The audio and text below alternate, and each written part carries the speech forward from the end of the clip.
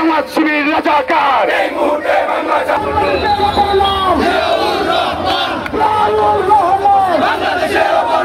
বিএনপির ভারপ্রাপ্ত চেয়ারম্যান তারেক রহমানকে নিয়ে কটূক্তি, মব সন্ত্রাসের প্রতিবাদ ও অন্তর্বর্তীকালীন সরকারের আইন শৃঙ্খলা পরিস্থিতিকে দায়ী করে সুনামগঞ্জ জেলা যুবদলের বিক্ষোভ মিছিল ও পথসভা অনুষ্ঠিত হয়েছে।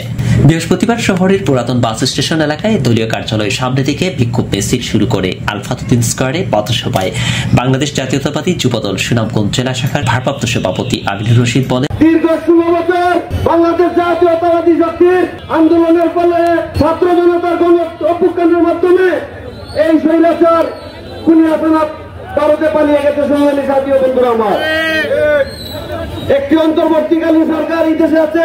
আমাদের দল এই অন্তর্বর্তী সরকারকে সহযোগিতা করতেছে। ইদানিং আপনারা লক্ষ্য করেন একটি নতুন দল হয়েছে, রাজনীতিতে এসেছে এনসিপি।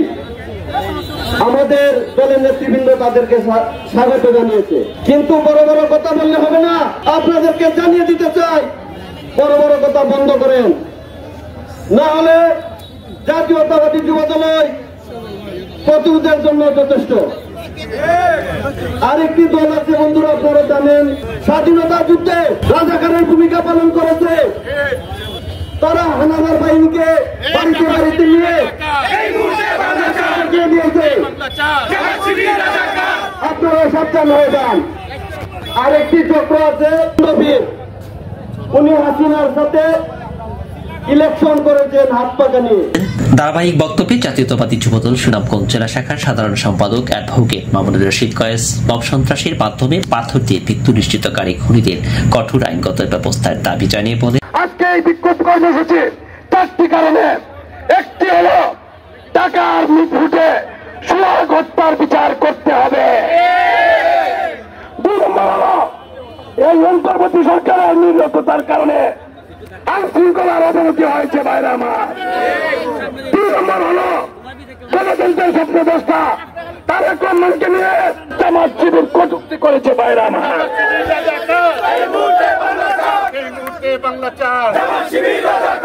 4 নম্বর হলো বহুদলীয় গণতন্ত্রের প্রবক্তা বাংলাদেশকে যিনি ঘোষণার মাধ্যমে স্বাধীন করেছিলেন শহীদ প্রেসিডেন্ট জিয়াউর রহমানকে নিয়ে অবমাননাকর বক্তব্য প্রদান পায়ের আমার। কোন মত সৃষ্টি করে ইলেকশনের বিরুদ্ধে, নির্বাচনের বিরুদ্ধে বাংলাদেশকে আর পিছানো যাবে না বাইরে।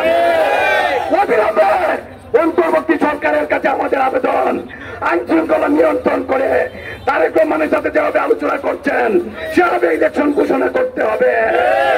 জাতীয়তাবাদী যুবদল সুনামগঞ্জ জেলা শাখার সাংগঠনিক সম্পাদক কামরুল হাসান রাজুর সঞ্চালনায় অন্যান্যের মধ্যে বক্তব্য দেন সিনিয়র সহসভাপতি সুহেল আহমদ, যুগ্ম সম্পাদক তোফাজ্জল হোসেন, নুরুল আবিদ, মইনুল হক কালাচান সহ অন্যান্য নেতৃবৃন্দ।